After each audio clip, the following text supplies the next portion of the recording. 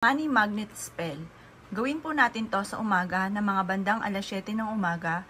Positive ka lamang at i-money magnet po natin. Tayo po ay magwi-wish mula sa ating pong puso.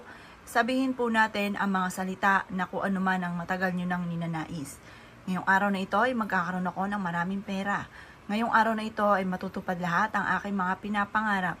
Ngayong araw ito ay simula na ng aking tagumpay at hindi na ako muli mamuubusan ng pera. Lahat ng aking mga ninanais ay aking mabibili.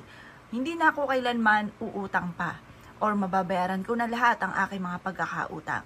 At magkakaroon ako ng napakaraming pera. Ngayong araw na ito, lahat ng aking mga pangarap ay aking makakamtan.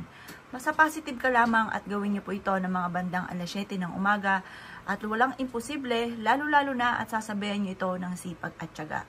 Ang asin ay isa sa mga nag-aalis ng mga negative energy at yan po ay nag-a-attract ng swerte, lalo-lalo na rin tungkol sa usapin ng pera.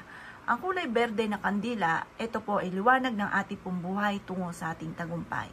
Ito ay bibigyan ng solusyon or liwanag ang lahat ng ating mga pinapangarap or ang ating lahat ng mga wini-wish. Kung ikaw po ay isa sa mga napapaisip kung bakit ikaw po ay lagi na lang walang pera, bagamat ikaw ay masipag at matyaga, subukan nyo po itong gawin. Gawin nyo po ito, ang pinaka-the best ay Martes at saka Biyernes. Pero kung ikaw ay abala sa mga ganong araw, gawin nyo ito ng umaga, ng alas 7 ng umaga, lalo-lalo na kung napakaganda ng sinag ng araw sa umaga. Mag-focus ka lamang, maniwala na makakamit ang inyong mga pinapangarap. Walang imposible, lalo-lalo na sa mga taong masisipag at matsatsaga.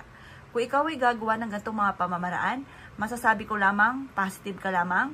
Kailangan i-mindset nyo na simula na ito ng tagumpay po ninyo at i-mindset nyo na kayo ay magkakaroon ng maraming pera at mag-goodbye ka na sa lahat ng mga problema mong pinagdadaanan, lalo-lalo na pagdating sa usapin ng kahirapan. Kaya ako ay gagawa ng ganitong mga pamamaraan, asya mga boss. Good luck po sa inyo po lahat.